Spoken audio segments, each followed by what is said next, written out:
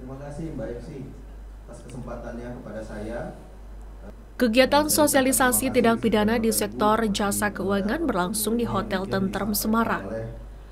Kegiatan ini mempertemukan jajaran Polda Jawa Tengah, Kejati Jawa Tengah, serta pejabat OJK dari pusat dan daerah untuk membahas berbagai kasus keuangan yang kerap menimbulkan kerugian masyarakat.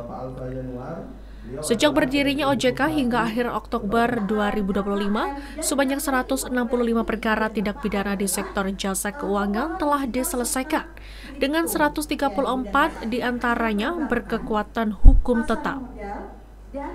Sebagian besar kasus berasal dari sektor perbankan, disusul pasar modal dan asuransi dengan pelanggaran berupa pencatatan palsu, manipulasi pasar hingga laporan keuangan tidak benar.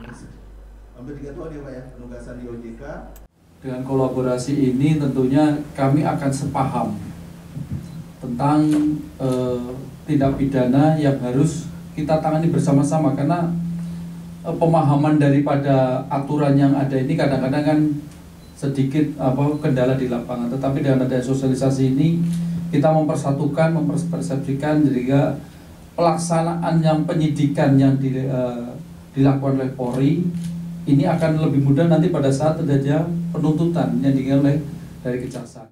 Ini hari ini diadakan sosialisasi, sebetulnya duduk bareng ya antara OJK, kepolisian dan kejaksaan, menyamakan persepsi baik itu penafsiran hukum, penerapan hukum yang tepat dalam membuat sebuah kasus itu lebih terang dan dalam merumuskan satu pasal yang akan diterapkan terhadap pelaku tindak pidana.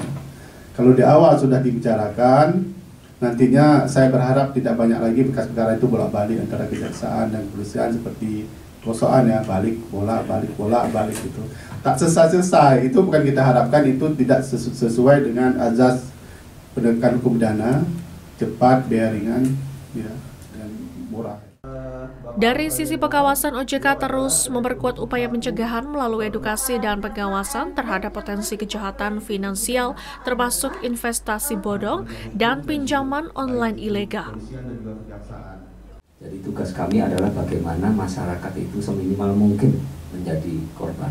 Kalau jumlahnya masih banyak, pengaduan masih banyak, pemberitaan masih banyak, berarti ada yang belum efektif kerja kita. Jadi kami membangun mentalitasnya seperti itu.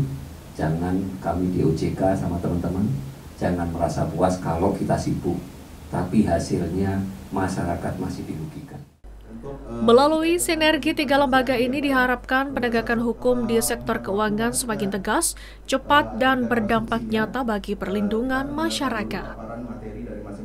Restu Indah melaporkan.